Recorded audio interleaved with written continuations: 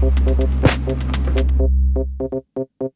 name is Ruth Baslow, and I'm the styling director, and I support all the stylists that work on our imagery, from our online product sell shots to our catalogs and our big ad campaigns. Also, part of my job is providing a seasonal styling direction for the teams, and the idea is that in all of our marketing we have a really consistent, credible point of view on how to wear it.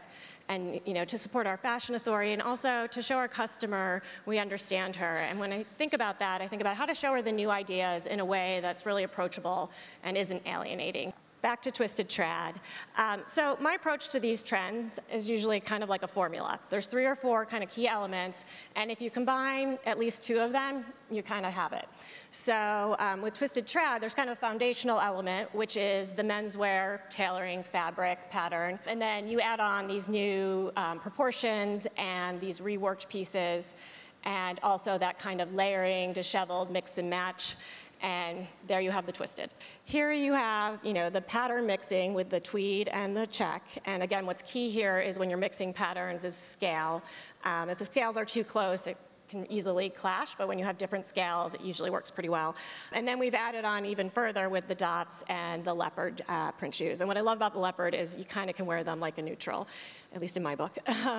The silk scarf is something that's such an easy add-on. I mean, even if you're just wearing a basic white shirt, now you've got pattern, you've got something sophisticated, and it really completes the look.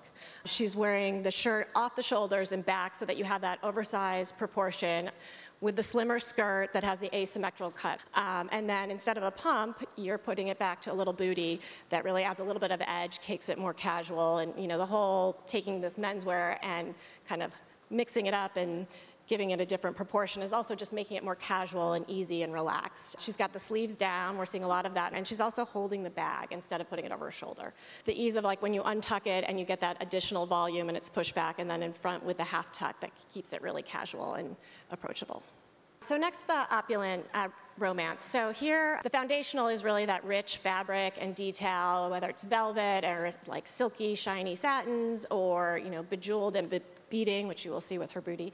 And then adding on these kind of more dramatic feminine silhouettes that Shannon talked about with the voluminous sleeves and the bigger, shoulder ruffles. And then the other element that I really like is that we're seeing it in a much more high-low way, not all purely dressy, but really, again, adding in that casual attitude to it. But so you have all this luxe fabrics, but then the shapes are really casual and easy. So, the swingy little feminine dress with a little bit of a poof sleeve, and the block heel booty, and just an easy bucket bag. So you have these rich fabrications all piled on, but it works because it's all easy and casual shapes and daytime silhouettes.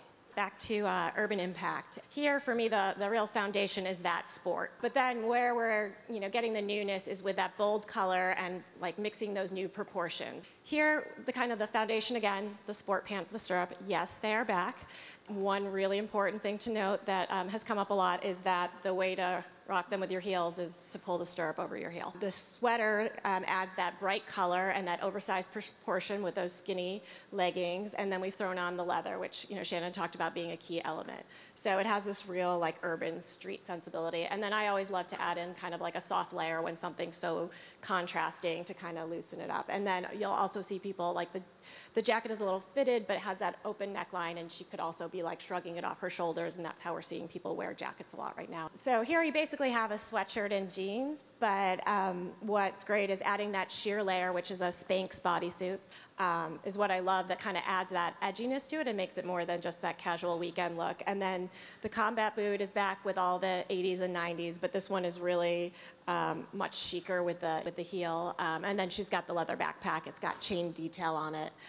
So it's a really easy casual look, but it definitely is more than just your weekend jeans and sweatshirt.